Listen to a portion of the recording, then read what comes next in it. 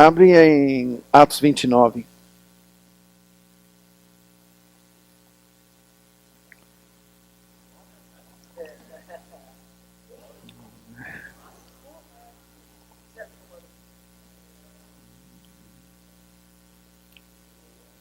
O que é Atos 29?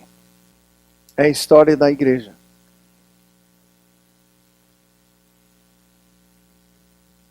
Jerusalém até os confins da terra. Como Jesus disse em Atos 2. Eu vejo que o Senhor, na sua misericórdia, pegou um povo aqui que tinha um IP, a igreja primitiva, tá? A primeira geração. Deus permitiu que essa igreja crescesse e chegou momentos em que a igreja dividiu. E dividiu. E dividiu. E dividiu.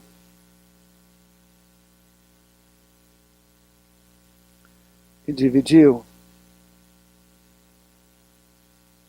E dividiu.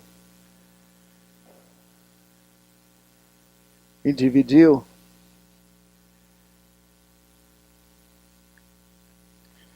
Chegou um momento que nós chamamos, vamos falar de 1500 e pouco, 1500 e tralalá, como diz, tá?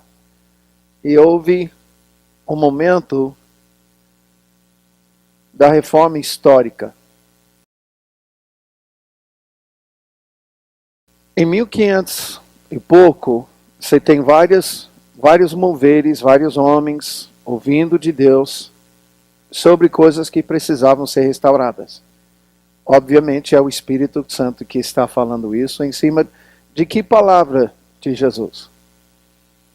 Qual é a base bíblica para saber que Jesus está conduzindo as coisas na igreja? Eu edificarei. Tá? Isso é Jesus. Tá? E outro é Jesus, cabeça da igreja. E ali, obviamente, não está falando que ele é a cabeça física. Tá? Mas é ele que tem o controle, o comando.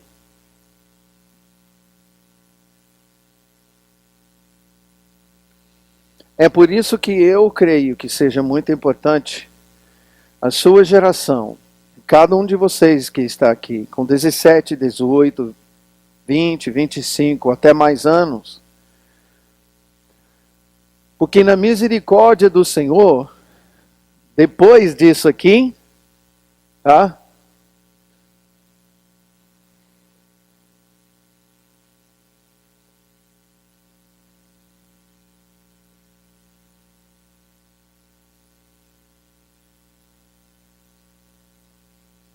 Só faltava dividir, mas não sei do que. Mas a partir desse momento, a tal da igreja parece que dividiu tanto, que quando nós usamos a palavra igreja evangélica, eu não quero ser associado a essa palavra já faz uns 10 anos.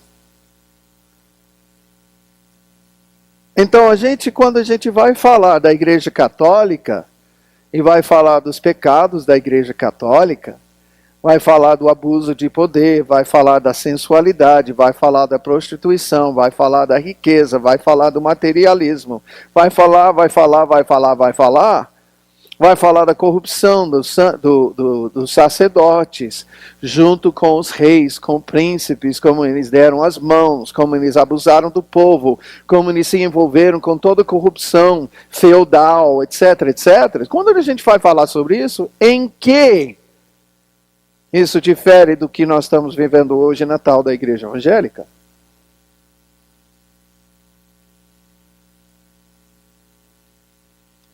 Então nós podemos ser pessoas que murmuram.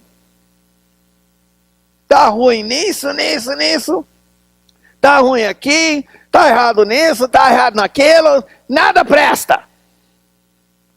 Não presta para nada.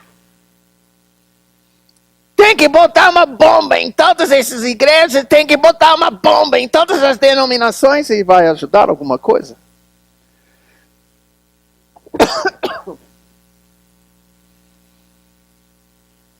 Tem que olhar o coração dos verdadeiros reformadores. Eles não estavam reclamando. Eles não estavam murmurando. Eles estavam querendo reformar a igreja. Não para dividir a igreja. Para santificar a igreja. Todos. Mas eu entendo que com tudo isso, aí a gente passa hoje 2000, tá? Tem que de 1900 a 2000, século 20, tá? Foi o século do derramar do Espírito Santo. O século do derramar do Espírito Santo. Tá? E para mim eu quero observar, eu não sei se eu falei isso, é que essa questão de ministrar aqui na escola e sair para ministrar pastores já sábado, sexta de manhã, tá? Eu não sei o que eu falei aonde. Por isso eu estou perguntando para vocês, várias vezes, eu já falei isso aqui, então se eu já falei, você vai me lembrar. Mas tentando pensar, eu sei que eu acho que Deus nos convida a procurar pensar como Ele. Eu acho que Ele quer ajudar a gente a pensar como Ele pensa. Então, você é Deus e você está com uma igreja dividida mais do que abacaxi na feira, tá? E não sei se, mas tá bom, vamos seguir com essa. Se houver uma melhor, você fala depois, tá? Hã? Então...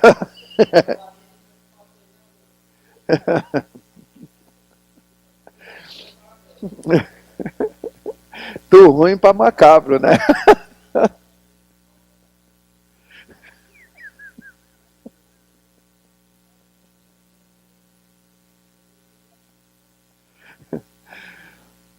Você tem uma igreja super dividida, tá?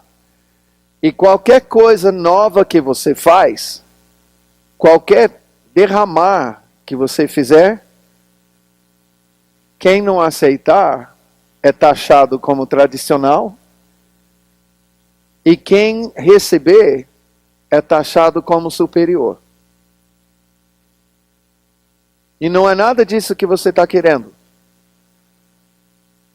Como é que você vai fazer para reformar, restaurar, santificar, capacitar, ungir uma igreja dessa? Como se durante 500 anos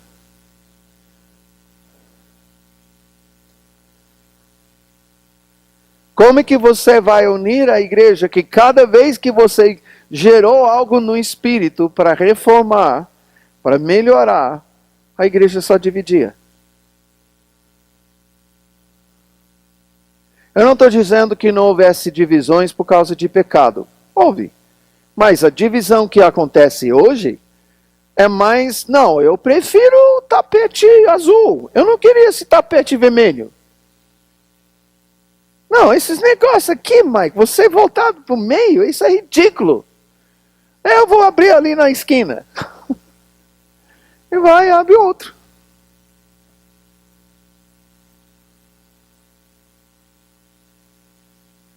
Como é que você vai fazer?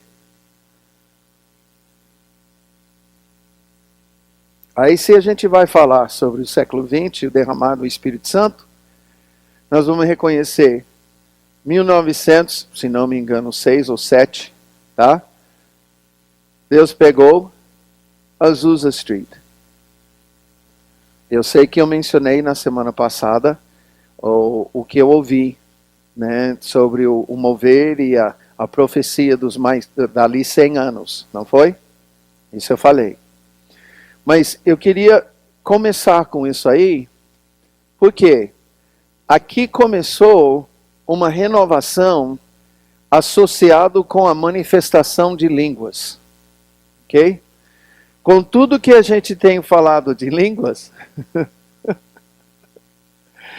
não tem como dizer que línguas não têm sido aquilo que chama a atenção da igreja em relação ao batismo com o Espírito Santo.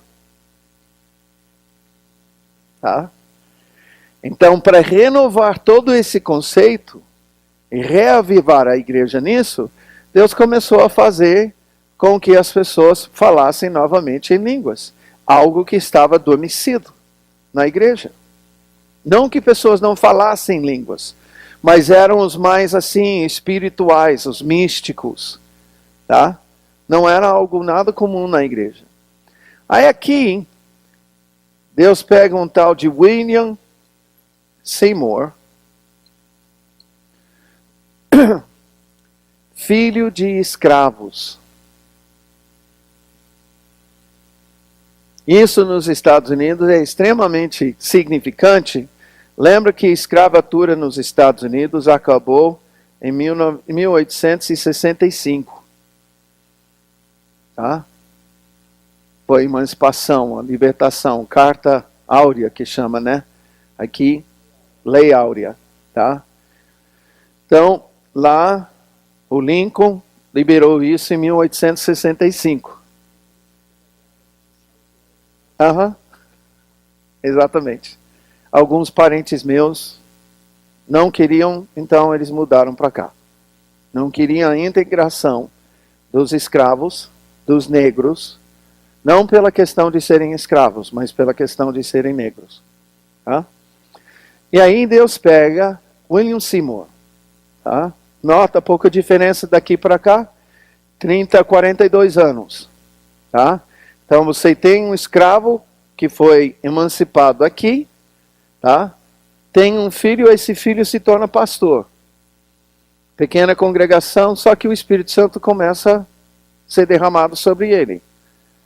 E aquele vídeo que nós vimos em relação a milagres e tudo, isso tudo estava acontecendo numa congregação onde o pastor era preto. Que nos Estados Unidos, nessa época, não haveria brancos indo para esse culto. A não ser na Califórnia.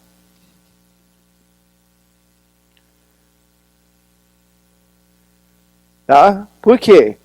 Essa região aqui, o sudeste, é onde tinha a concentração dos escravos. Um estado sempre mais progressista dos Estados Unidos é a Califórnia. Eis a razão de São Francisco, capital mundial da agenda gay, ser na Califórnia. Ideia progressista. Então, para mim, não é nada fora do normal que Deus vai pegar, depois de corrigir essa região aqui, disciplinar com uma guerra, foi mais que eu saiba, foi mais sangue derramado naquela guerra do que em ambas as guerras mundiais que houve, primeira e segunda, tá? Em relação a americanos que morreram. Morreram mais na guerra civil, da seção, tá? Do que nas guerras mundiais. Tá? E foi nessa guerra que foi sangue derramado na terra americana. Nas guerras mundiais não foi derramado. Eles foram guerrear na Europa e na Ásia.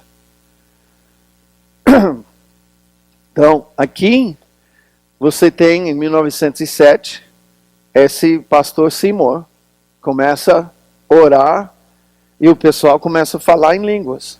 Pastores ficam sabendo, eles vão lá, ele põe a mão, ora em línguas, renovados os ministérios e deslancham. Agora, em quem que ele está botando a mão? Não. Sim. Muito negro, mas na Califórnia há uma mistura, você viu na filmagem, tá? Tinha brancos e negros lá. Por quê? A Califórnia. Aí que proporcionou essa mistura. O primeiro estado que vai deslanchar para isso vai ser o estado progressista. Tá? E aí começam aí os líderes de ministérios. Mas de que igrejas? Simples. As tradicionais.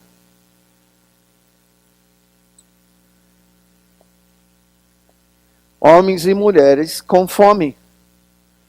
Ouvindo que algo está acontecendo, e porque não estava acontecendo somente a manifestação de línguas, estava acontecendo cura, libertação, transformação de vida, eles vão lá.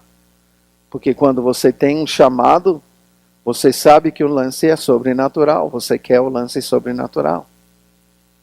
Eles começaram a ir. Só que, aí que entra o problema. Porque esses voltam para suas denominações e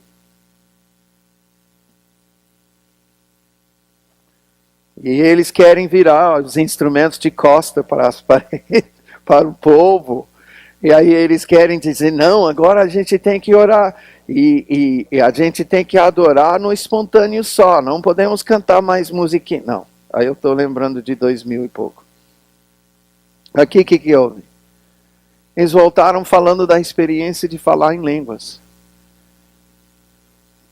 E você tem um grupo que está satisfeito, achando que nada precisa mudar. Aí você está falando com um grupo que foi experimentar algo novo e tem um fogo dentro. Aí começa a acontecer 1 Coríntios 12, 13 e 14. De repente o mal entendido começa a falar, mas é um negócio superior. Ah, você está dizendo que é melhor que a gente? Isso dá no quê? Divisão. Tá? Agora, o que é interessante para mim é que as denominações tradicionais, vamos dizer, batista, metodista, presbiteriana, luterana, quaker, episcopal, anglicana, um monte, que já tinha nessa época. Ainda mais nos Estados Unidos, por quê? Os Estados Unidos foi fundado por um princípio de culto livre. Os Estados Unidos foi fundado como nação para o cristão poder cultuar livremente. Liberdade de culto. Não como a igreja anglicana na Inglaterra, que tinha dado as mãos com toda a estrutura política e tinha se corrompido. Tá? Não era igreja católica, era igreja anglicana, a igreja que desceu, ou que descendeu da reforma. Mas eles não estavam deixando as pessoas cultuarem livremente. Literalmente, os Estados Unidos foi fundado para ser uma nação onde a pessoa pudesse cultuar livremente ao Senhor. Não a qualquer Deus, mas podia ter uma expressão livre de culto.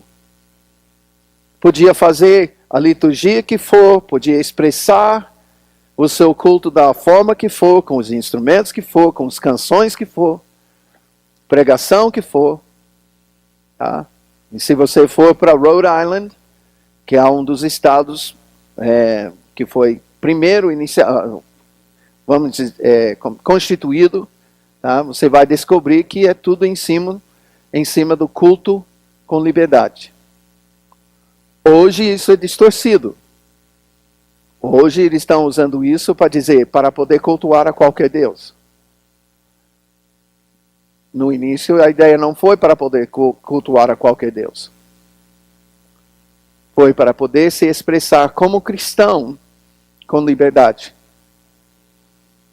Eles não queriam. E aí isso abriu a porta. Sim, a Igreja Católica chegou nos Estados Unidos, claro. Italianos, irlandeses, espanhóis, que foram nos tempos de imigração, é claro que sim. Tá? Os irlandeses católicos invadiram nos anos 1860. Foi nessa época que foi meu bisavô.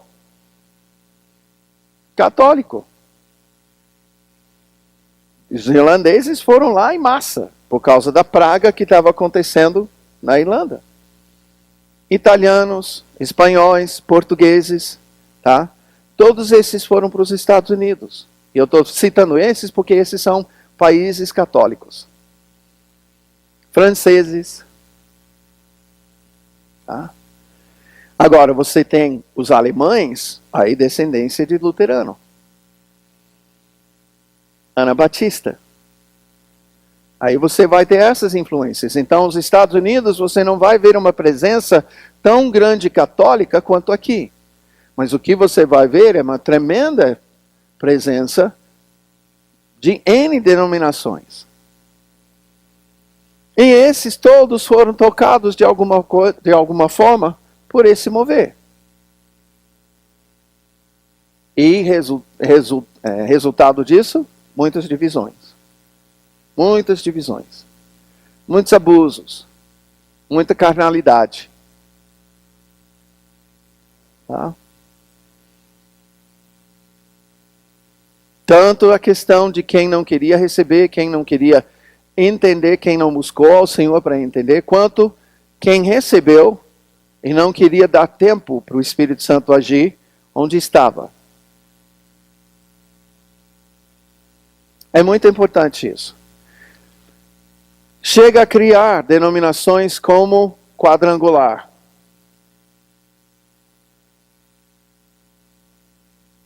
A quadrangular surgiu no meio de todas essas divisões. Tá? E várias outras denominações. Eu vou pegar a quadrangular porque nós conhecemos aqui. A Assembleia. Tá? Vai crescendo, vai crescendo, vai crescendo, vai crescendo. E tem essa influência. Beleza.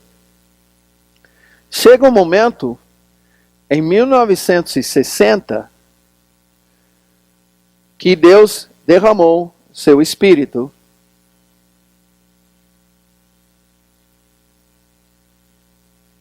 sobre a Igreja Católica. O mover da renovação carismática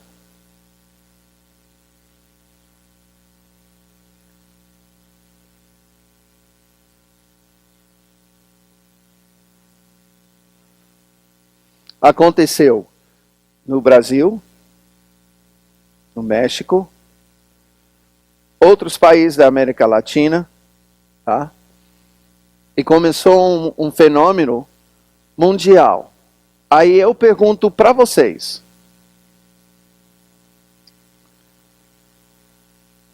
qual é a melhor forma de mostrar se todos esses estão por esse sinal, batismo com o Espírito Santo, entendendo que eles são igrejas do Senhor? Qual é a melhor forma de Deus mostrar que a Igreja Católica também é a Igreja do Senhor?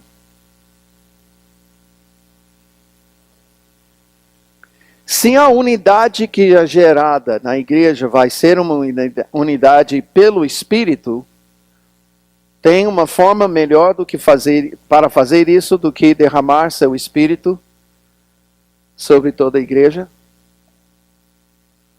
Porque após 1960, nós temos quase ciclicamente, de 20 em 20 anos, desde então, o Espírito Santo foi derramado de novo e de novo e de novo sobre as igrejas evangélicas, tradicionais.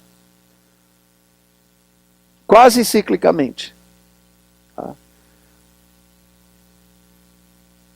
Aí quem aceita isso, quase anual, você vai ter, naquele retiro um monte de gente passa a experimentar, um monte de gente passa a experimentar, um monte de gente passa a experimentar. Agora, eu quero perguntar para vocês, por que Deus fica fazendo isso? Se não para unir a igreja.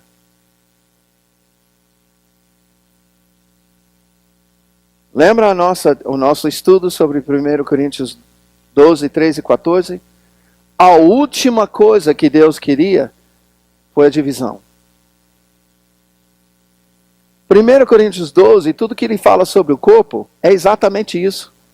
Um membro não pode dizer que não seja do corpo. Porque o corpo, o membro desmembrado do corpo morre.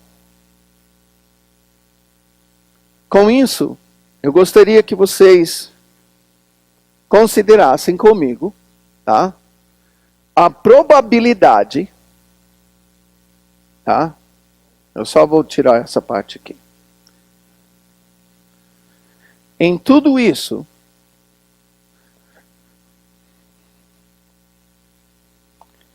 a probabilidade de chegar em alguma geração e ele pegar toda essa divisão e ele fazer isso.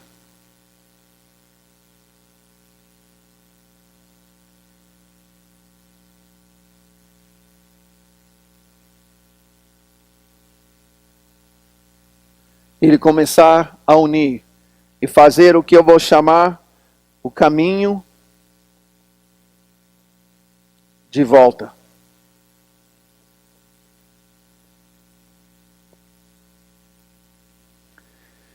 É por isso que eu creio que a tua geração precisa avaliar a história. Porque se você não avaliar a história da divisão vai continuar. Mas eu estou dizendo que eu creio que é chegado o tempo de fazermos o caminho de volta. E isso é reservado, eu creio, para a tua geração. Muitos dos seus avós não vão entender, não vão compreender. Não é para eles compreenderem. De volta para onde?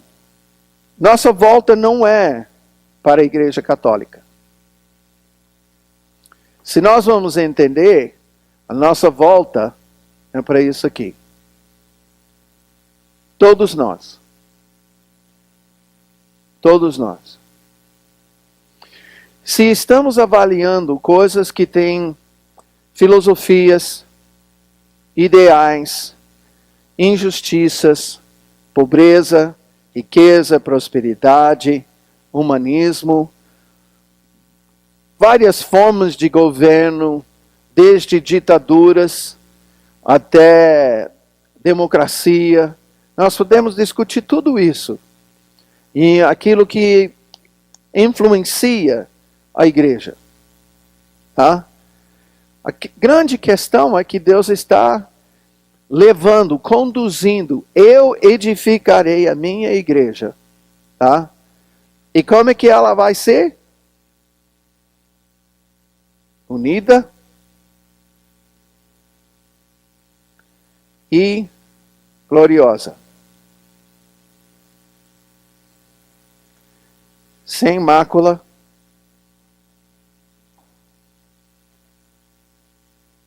nem ruga. Essa é a igreja que Jesus vai buscar. Para sermos isso, alguma geração vai ter que ouvir a palavra do Senhor em relação à unidade que Ele está gerando, em relação à santidade que Ele está gerando, em relação à capacitação que Ele está falando. E eu creio que essa é a sua geração. A geração dos seus filhos, meus netos. e bisnetos.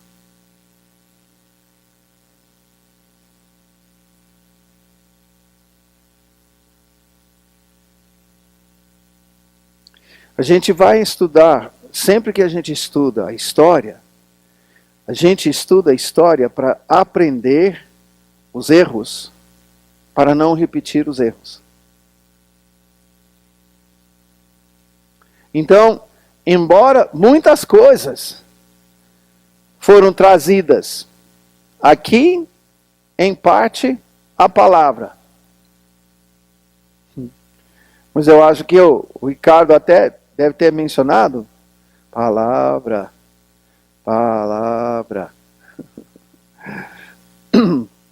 Deve ter mencionado que o próprio Lutero era devoto de várias santas. E esse não foi o ponto dele na reforma. Ele continuou e a gente não aceita isso hoje. Lutero ainda tinha isso.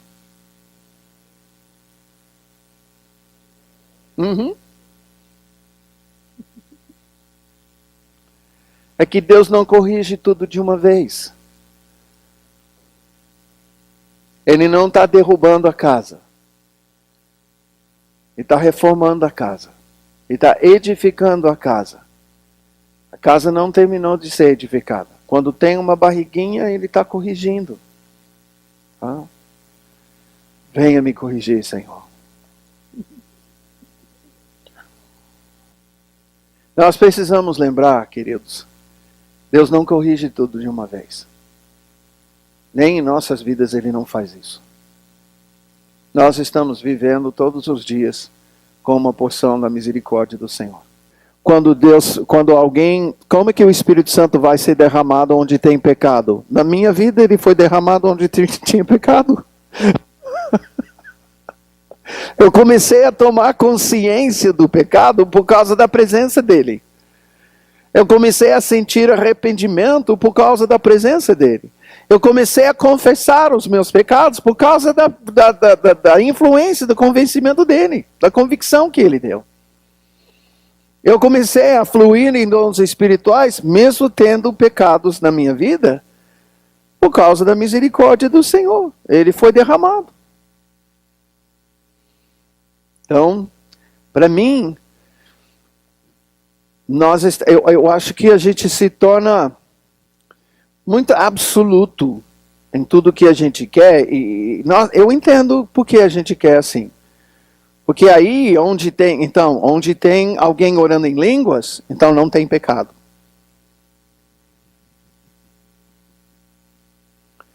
A gente gostaria de pensar assim, então, de fato não é. De fato, o Senhor está querendo que a gente ore em línguas para acabar com o pecado que tem onde a pessoa vai orar em línguas. Na vida daquela pessoa e talvez com outras pessoas relacionadas com ela. E esse conceito, ao meu ver, você acaba batendo em algo que eu creio que é necessário para uma geração entender para fazer esse caminho de volta. É claro que eu estou lidando com um assunto que mais me aflige, mais gera a minha aflição, a minha angústia, agora desde 1994. Quando Deus começou a tratar comigo sobre esse lugar, sobre 24/7, com o corpo de Cristo, que é a questão da unidade do corpo. Como eu estou bem resolvido aqui dentro. Deus vai fazer isso, mas eu estou assim, igual os anos que eu não sabia o que era Rio do Leão. Eu falava, tá legal Deus, o Senhor falou Rio do Leão, mas o que é o Rio do Leão? Eu estou assim, o Senhor tem falado sobre unidade da igreja, eu sei que o Senhor vai fazer, mas como que o Senhor vai fazer isso? Eu estou entendendo que hoje o Espírito Santo foi derramado, a gente precisa fazer apenas uma coisa, nos unir. Nos colocar no mesmo lugar e deixar o Espírito Santo nos conduzir. Tá? E Ele vai trazer as correções. Ele vai corrigir. Ele vai trazer convicção. Por exemplo, Eu não creio, por isso anciãos e atalaias aqui. Eu estou querendo convidar padres, eu estou querendo convidar pastores que são inimigos um do outro, tá? Por quê? Porque eu quero adorar. Nós temos adoração ao Senhor em comum. Quero interceder. Nós sabemos que podemos interceder pela igreja e pela cidade. Então vamos fazer em cima daquilo que a gente concorda, pedindo sinceramente do Espírito Santo para fazer a obra. E no meio disso, Ele vai fazer a agenda dele. E Ele vai cumprir a parte que é curar o corpo. Ele vai cumprir Ezequiel 30 e qual que é sobre o Vale dos Ossos Secos? 37. Porque ali você ouve o tatelar dos ossos. Aí de repente começam a se juntar. Depois forma carne. Não é? O que é isso se não profetizando a unidade desse corpo, tudo desmembrado? Não sei se esse capítulo, Ezequiel 36, não fala diretamente sobre a igreja. 37. Se não está falando diretamente sobre a igreja. O corpo de Cristo desmembrado. Que um dia, uma ordem,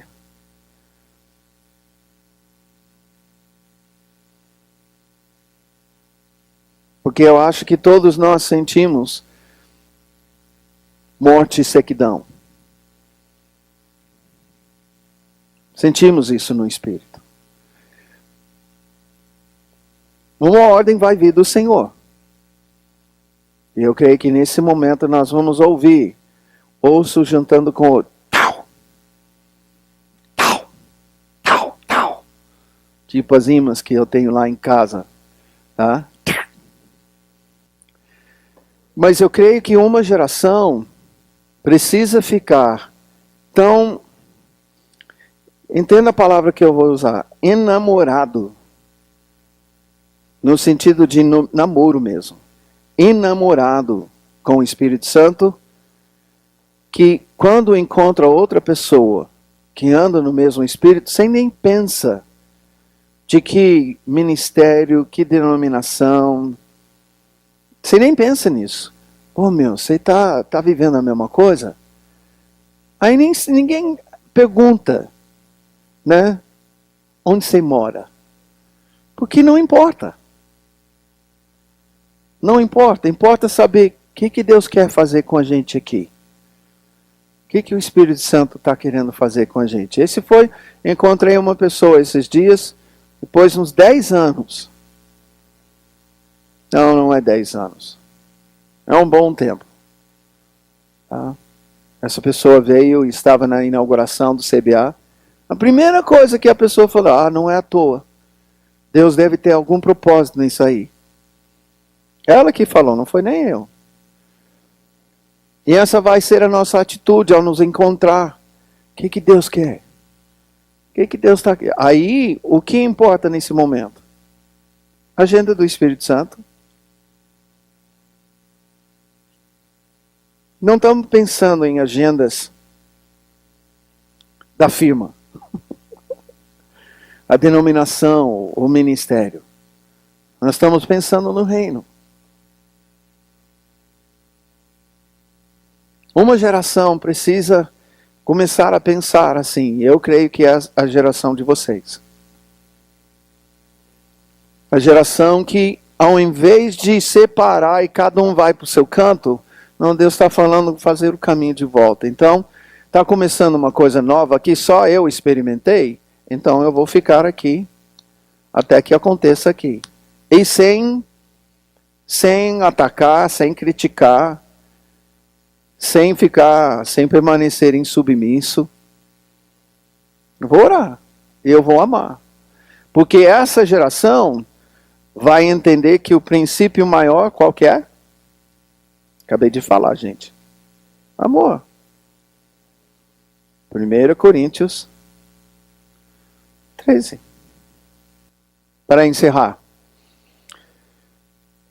A sua geração, se esse século foi do derramar do Espírito Santo, o que está sendo renovado aqui? Dons e... Mas em Pentecostes, o principal que foi estabelecido foi governo do Espírito Santo.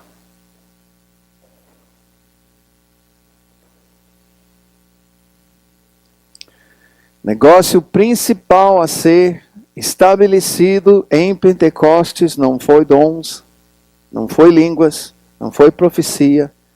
Certamente não foi línguas de fogo, porque nós fomos batizados e eu não vi nenhuma língua de fogo.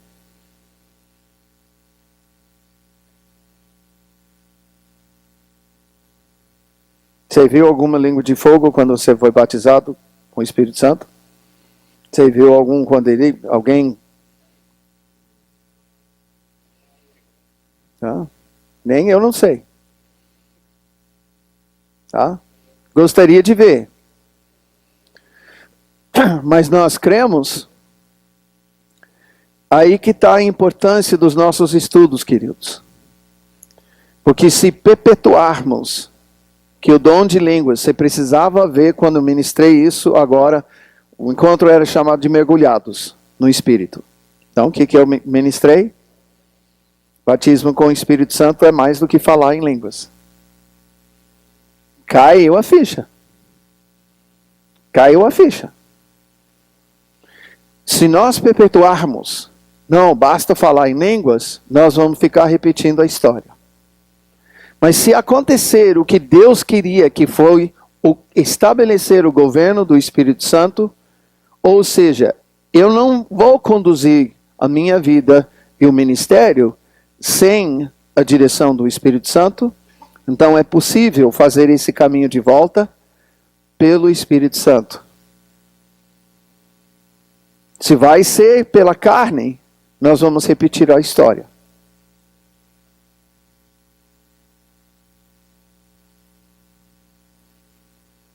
Mas se nós vamos abraçar o que o Espírito Santo queria fazer, o que Jesus, edificando sua igreja, queria fazer, é estabelecer, o alvo não é falar em línguas. O alvo não é nem os dons. O alvo é estabelecer o governo do Espírito Santo, onde dons e línguas são constantes, fluem normalmente, como ação do governo do Espírito Santo sobre nós individualmente e como corpo.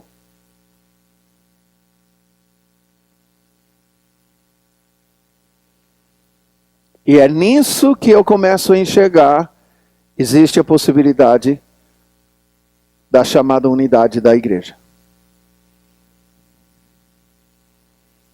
Mas pergunto para o Cadinho, se 10 anos atrás ele aceitava a ideia de adorar junto com católicos numa missa. Entrava falando em línguas e saía falando em línguas. E não ia para a missa coisa nenhuma, só se Deus mandasse entrar. A questão é que essas coisas precisam ser movidas pelo Espírito. Gente, eu não estaria convencido, querido, se não fosse aquela experiência minha. Sopra vento. Não fosse aquela experiência minha.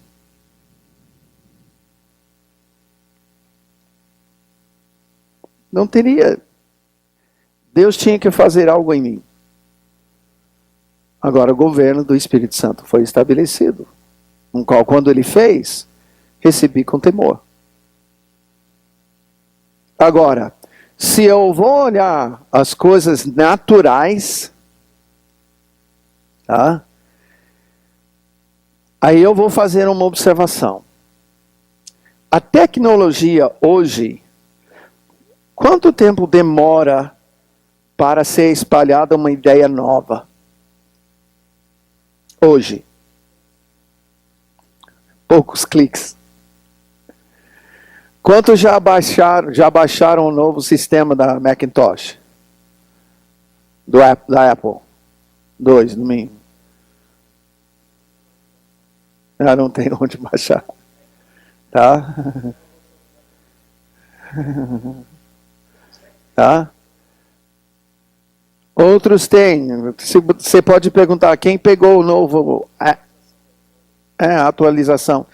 iPhone, Android, nova aplicação, tal. Sai um negócio e aí é uma questão de 2, 3 meses, já espalhou o mundo inteiro, não é? Às vezes dias, mas vamos dar 2, 3 meses. Diante disso, se a natureza também reflete uma ordem do Espírito Santo, tá? É por isso que a gente ora pelo Rio do Leão aqui. Quando acontecer, a mudança que vai acontecer em seguida, queridos, vai ser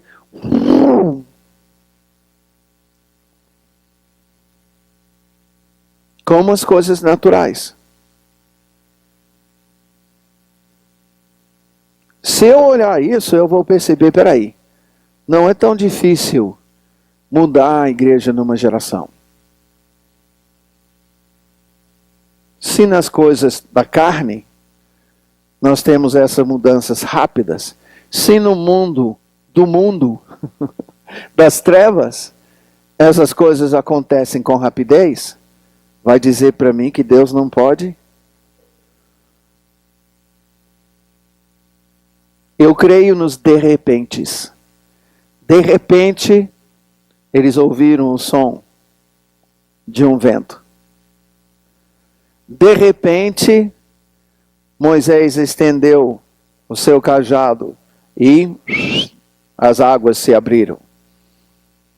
De repente, Eliseu bateu a capa no Rio Jordão, onde está o Deus de Elias. De repente as águas se abriram. Eu acho que o Rio Jordão está cansado de ser abrido.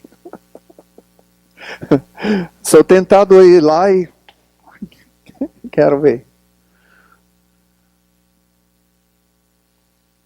Eu estou a fim de ir lá para o Mar da Galileia para ver se dá para caminhar em cima. Eu já ensaiei na minha cabeça tantas vezes pegar assim na praia e começar a andar assim, ó. E ver se eu afundava ou se eu ficava em cima das águas. Já pensei. Mas tem que ter uma geração que vai ser influenciada pelo Espírito Santo dessa forma. Em cima da palavra, eu não estou falando de algo que não está na palavra. Eu estou falando de sermos influenciados pela palavra para mudar a história. Por isso, hoje de manhã, quais são as influências que vêm contra, que a igreja vai ter que superar nos nossos dias? Porque desde o tempo que saiu o evangelho do reino para chegar até os confins da terra, entre todos os povos, a mensagem se depara com culturas, com ideias, com religiões, com crenças, com demônios, fortalezas, sofismas, filosofias. Em tudo, se você entender, eu posso resumir tudo isso, o diabo está querendo que o mundo seja como ele. É por isso que o mundo está ficando cada vez mais satânico. Deus quer que a humanidade seja como ele. É por isso que Jesus está edificando a igreja para refletir a glória do Filho de Deus. O diabo não, ele quer que todo mundo seja como ele. No final das contas, você vai ter um grupo que está buscando radicalmente ser como Jesus e outro grupo que está seguindo para ser radicalmente como o próprio Satanás.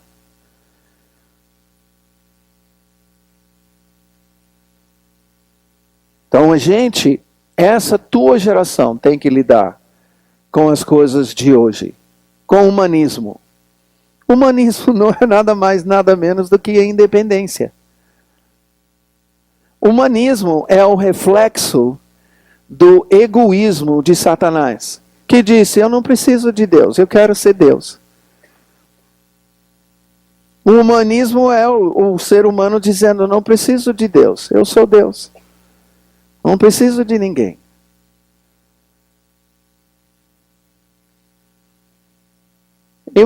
A gente vai encontrar várias formas dessa filosofia. Não é de se estranhar a agenda de Sodoma e Gomorra. Tá? Por quê? Porque Satanás ama a si mesmo, ele não ama ninguém, ele ama a si mesmo. Ao mesmo tempo ele se odeia.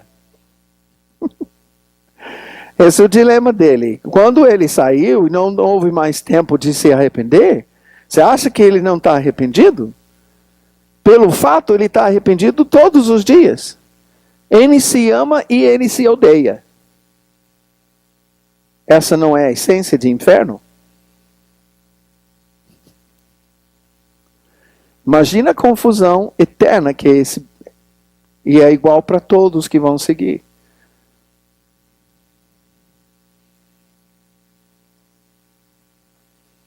Nós precisamos saber lidar, né? Mudar essa história. Sua geração, eu creio, no Espírito, está sendo chamado para fazer o caminho de volta para isso aqui.